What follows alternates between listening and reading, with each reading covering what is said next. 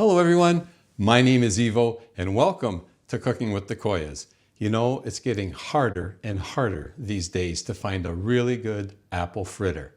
Well, today folks, I'm going to share with you my very best homemade apple fritter recipe with a very rich and delicious maple cinnamon glaze. Let's get started right now. So I like to have all my ingredients staged and ready to go. So let's get started and make the batter. So this is one of the keys right here, the flour. I'm using a 00 flour. You want that nice, delicate 00 flour, and you want the protein level to be around 10 to 11%. So I have here 250 grams of 00 flour at 10% protein. Then I have here a 1/4 cup of white granulated sugar. In it goes. 2 teaspoons of baking powder. And I have a 1/2 teaspoon of just table salt. I'm using a fine sea salt, but any table salt will do. Mix those together. Those are our dry ingredients. All right, let's put that aside. 1 large egg. Okay, we're going to just roughly beat that egg with a fork.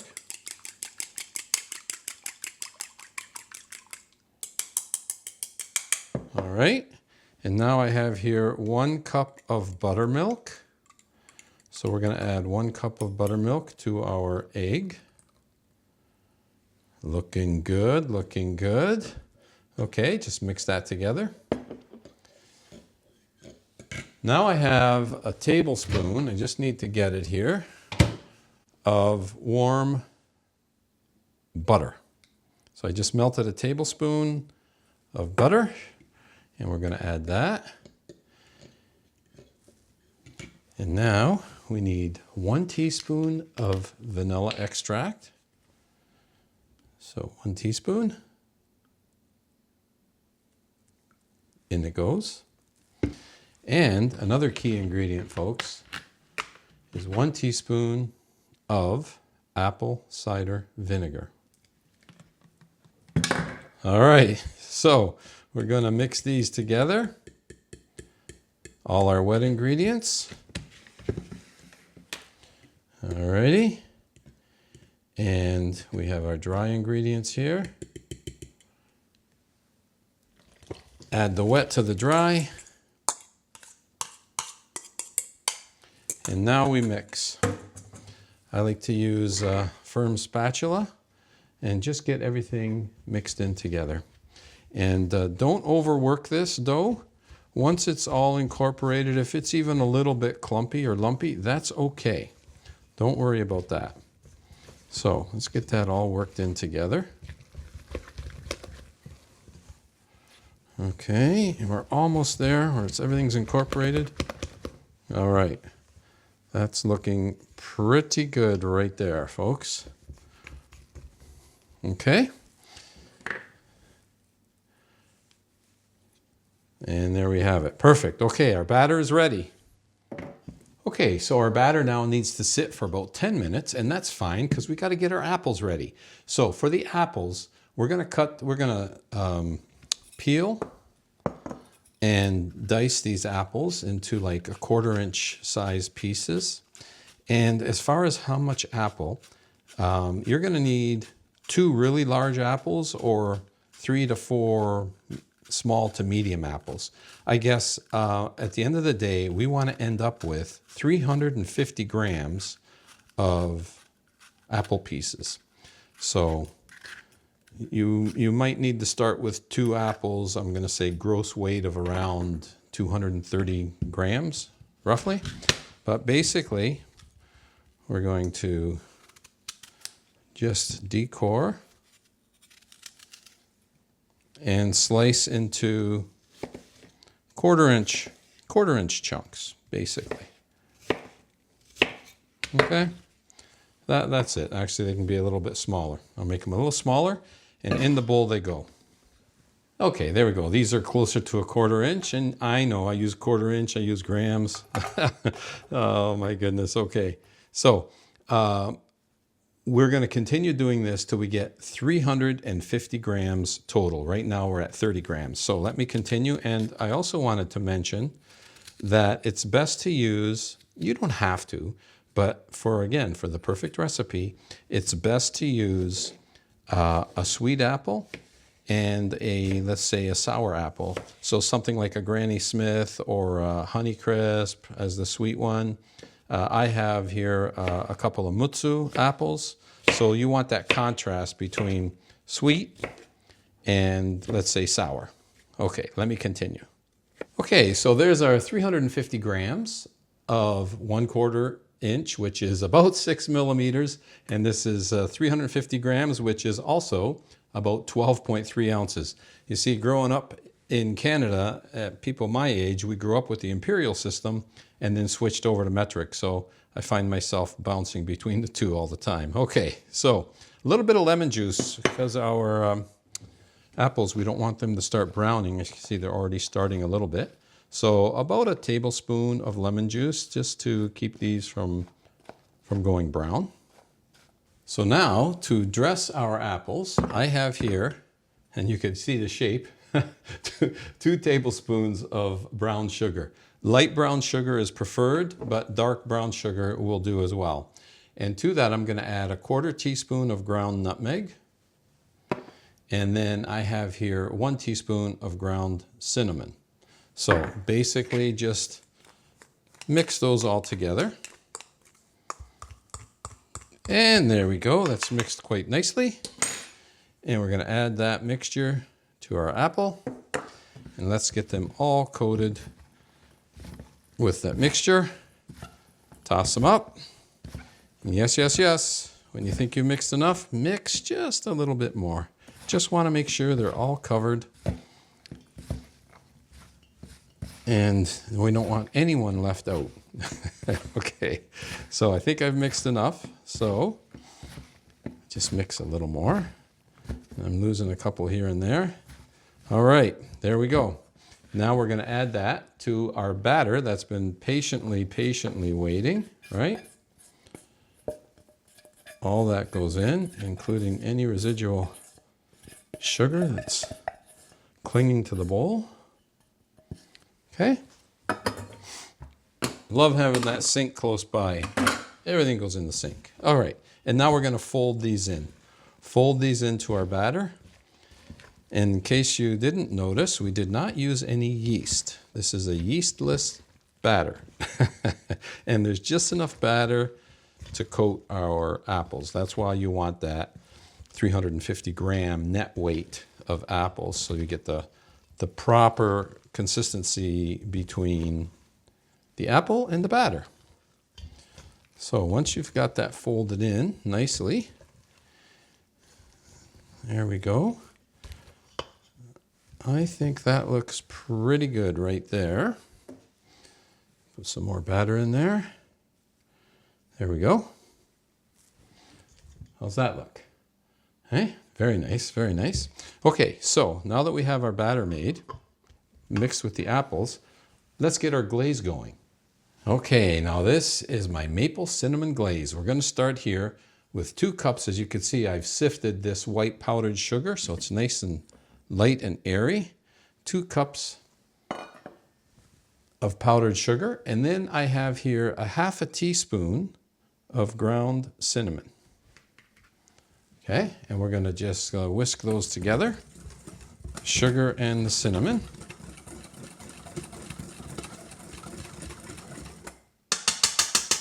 Okay, and to that, we are going to add 1/4 cup of pure maple syrup. Try to avoid using the imitation. We're making the best apple fritters, so we need the best ingredients. So any maple syrup will do, dark or light, whatever you prefer. So we're going to add our maple syrup. And we're also going to add a little bit of vanilla. 1/2 teaspoon of vanilla. Nice and slowly. There we go. All right. Now, let's mix this together. We We have one more ingredient we're going to add to get the consistency to where we need it. And that's going to be warm water or warm milk. I'm going to use warm milk, but for those of you who can't handle the dairy, warm water is perfectly fine. So get this mixed together. And let me get the warm milk. Okay, so I'm going to add like a tablespoon at a time of the warm milk, get it incorporated until we get the consistency that we want for our glaze.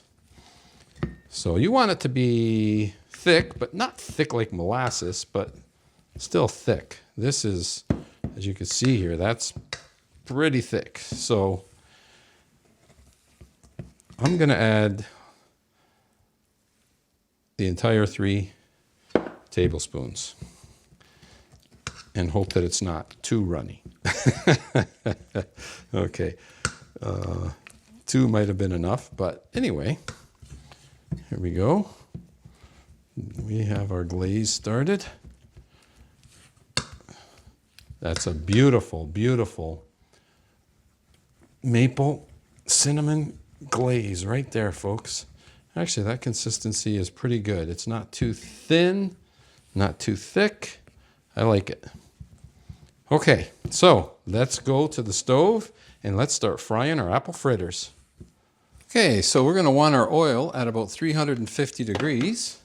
That's where we're at right now. Take 1/4 cup of our beautiful batter and let's put it in. So you want enough oil, you want your pan to be deep enough to be able to take the whole fritter. And we're not going to overcrowd, but maybe what we'll do is we'll do a couple at a time here. There we go. And we're going to want to cook these now till golden brown. And you notice I'm using a 1/4 cup. That's about the size you want. That's going to enable the fritter to cook evenly on the outside and the inside. It's going to cook perfectly. So if you get it too big, it might not cook on the outside. And if you get them too small, well, then they're too small. So this looks like to be the perfect size right there. I can probably get one more in there, and I think I will, without making too much of a crowd there.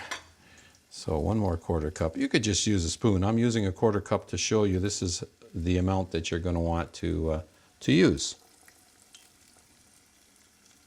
There we go. Oops. Get that in there.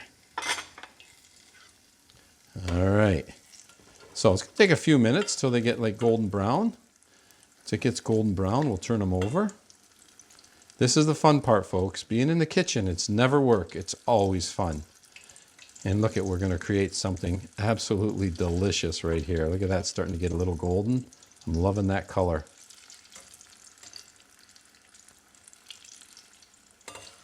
See if we can give this one a turn maybe. Yeah, okay, look at that. And this one, look at this. We are coming along very, very nicely. And you want to keep that temperature around 350. And we're at 347, 350, the 351. That's perfect. These are invaluable, folks. Okay. Yeah, because again, if the oil is too hot, going back to the size of the fritter, if the oil is way too hot, let's say you got up at 400, the outside cooks too quickly and the inside doesn't. And again, if it's not hot enough, then you got a very greasy fritter. So 350, that's key. All right, we're going to let these continue to cook. How's this one doing? Okay, that one's doing good. And let's flip one of these original ones. Yeah, that's a nice golden brown. And this one, nice golden brown. Just a little longer. I want to make sure they cook on the inside, that they're nice and thoroughly cooked.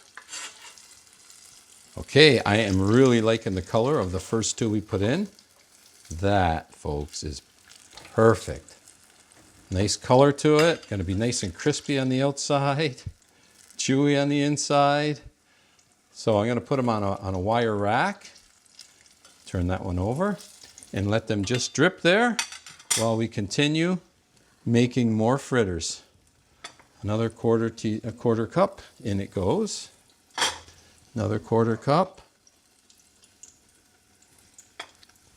Make some room. In it goes. Perfect. And the shape of these, folks, that's what you want. You want that imperfect shape, right? You want it to be clumpy and bumpy. Oh yeah, this is looking good. This is looking good. Get one more in there. All right, I'm going to put one more in, and we're going to continue cooking these until the batter's all done. And it's time to get our last one in. Let's see if I can pour it in like this.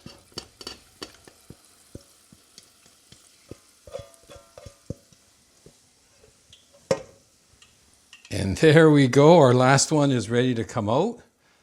Look at this beautiful tray of apple fritters. We got about 15 apple fritters here, folks. And let's get these. We're going to dip these in that glaze, and they're only going to get better. Okay, so to dip, very simple. Put it in, let a little run off a bit. There you go. You could dip both sides if you want. I'm going to dip one side. Oh, this glaze is going to be nothing short of delicious with these fritters. Okay, so let me continue dipping and getting these beautiful fritters glazed up. All right, I might drip a little on the floor here, but it's worth it to show you these beautiful homemade apple fritters right here, folks. Don't they look delicious? Yes, I'm looking forward to the taste test. You know that. Wow. Do these ever look good? Let me take that one right there. Look at that beautiful apple fritter, folks, right there.